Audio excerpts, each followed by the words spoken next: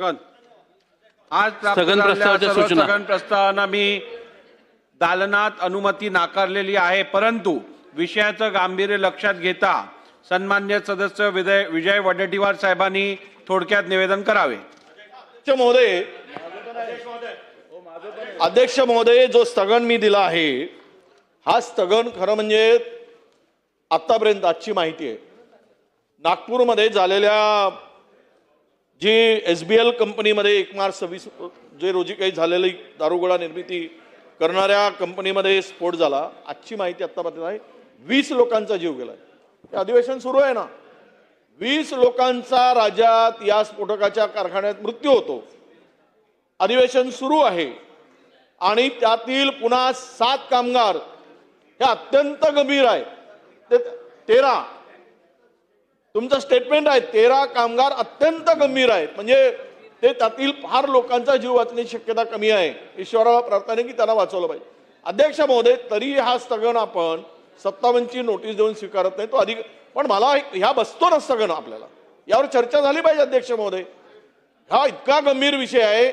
या नागपूर जिल्ह्यामध्ये जवळपास 11 असे स्फोटकाचे कारखाने आहेत आणि या 11 स्फोटकाच्या कारखान्यामध्ये आतापर्यंत 1.5 वर्षामध्ये मागील 43 कामगारांचा मृत्यू झाला। 1.5 वर्षामध्ये यामध्ये 25 महिला आहेत। अध्यक्ष महोदय, काय दोष आहे? 300 रुपये मजुरीसाठी या स्फोटकाच्या कारखान्यामध्ये एक महिला हे सगळे मजूर काम करतात आणि त्या जीव त्यांचा या सगळ्या प्रकरणामध्ये जातो आणि आपण कुठलीच काही गंभीर कारवाई होत नाही। अध्यक्ष महोदय, ज्या 10-11 कंपन्या आहेत यामध्ये 13 जून 2024 ला धामणा चामुंडा एक्सप्लोजिव्ह मध्ये 9 कामगार गेले। 6 फेब्रुवारी 2025 कोतलबर्डी यामध्ये 17 डिसेंबर 2024 ला सोलर एक्सप्लोजिव्ह इंडस्ट्रीमध्ये पुन्हा 9 कामगारांचा त्यामध्ये मृत्यू झाला, त्यात 3 महिलांचा समावेश आहे। अध्यक्ष महोदय, 19 जून मध्ये ते झालं। 3 ऑगस्ट 2025 ला स्फोट होऊन पुन्हा या सोलार एक्सप्लोजिव्ह इंडस्ट्रीमध्ये पुन्हा 2 कामगारांचा मृत्यू झाला। 2 कामगारांची प्रकृती चिंताजनक आहे। अध्यक्ष महोदय, अशा अनेक घटना नागपूर पासून हे जे petroleum and explosive safety organisation आहे, याचं पेसो म्हणतो, याचं ऑफिस नागपुरात आहे। अध्यक्ष महोदय, मुख्यालय हे देशाचं नागपुरात आहे।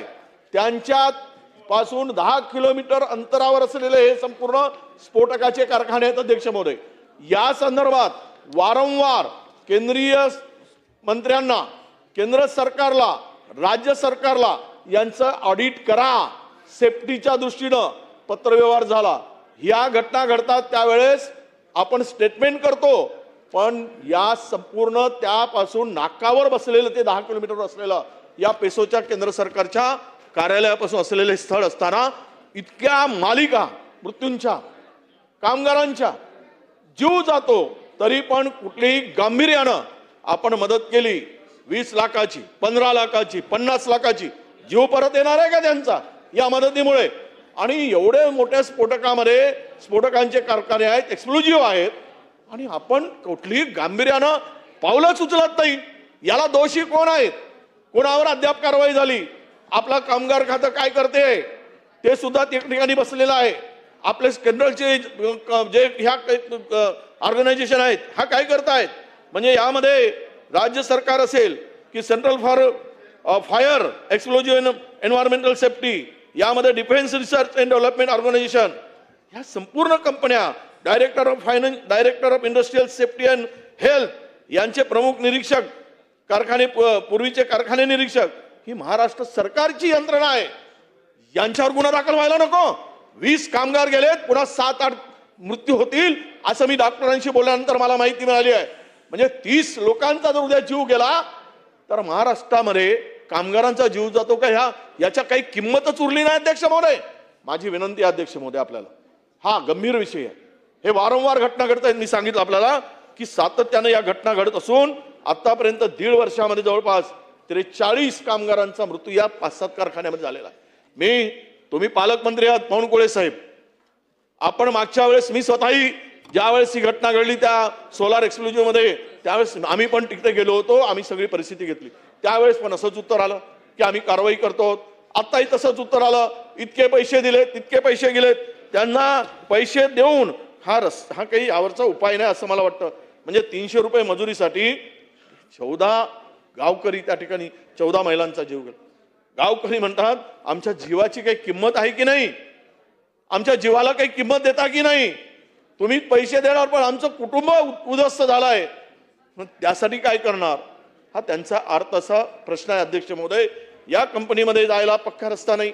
ही कंपनी कमर्शियल स्फोटके, बॅटरीतील सेल, डिटोनेटर हे सर्व काही पुन्हा मिलिटरीसाठी काम करताय. या सगळ्या गोष्टी या स्फोटक करण्याचा काय तिथे काम होतं. अध्यक्ष महोदय, माझी विनंती आहे की यावर चर्चा खरं म्हणजे झाली पाहिजे. तुम्ही तिथे बसून मला मी तुम्हाला विनंती आहे अध्यक्ष महोदय, सातत्यानं घडणाऱ्या घटना आणि यासाठी सन्मान्य सदस्य विजय वडेट्टीवार साहेबांनी एक मिनिट, तुम्ही निवेदनाने हा प्रश्न सुटणार नाही.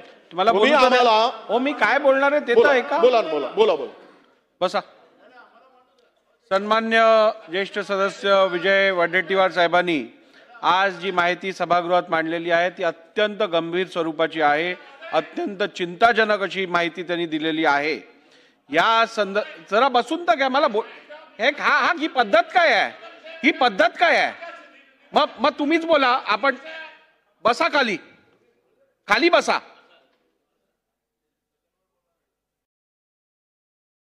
सन्मान्य सदस्यांनी दिलेली माहिती अत्यंत गंभीर चिंताजनक आहे. परंतु या संदर्भात सत्तारूढ पक्षातील पण अधिक सदस्यांनी माझ्याकडे निवेदन केलेलं आहे. त्यांना पण या विषयावर बोलायचं आहे. आपल्या सर्वांनाच माहिती आहे की स्थगन प्रस्ताव हे आयुध हे विरोधी पक्षाला वापरण्यात येतं. परंतु हा गंभीर विषय सगळ्यांनी त्या चर्चेत भाग घेणं आवश्यक असल्यामुळे या संदर्भातली चर्चा मी शुक्रवारच्या आत घडवून आणीन आणि आपण लक्षवेधीच्या आयुधातून किंवा इतर आयुधातून सगळ्यांनाच भाग घेता येईल अशा स्वरूपाची चर्चा इकडे सादर करू. पुढे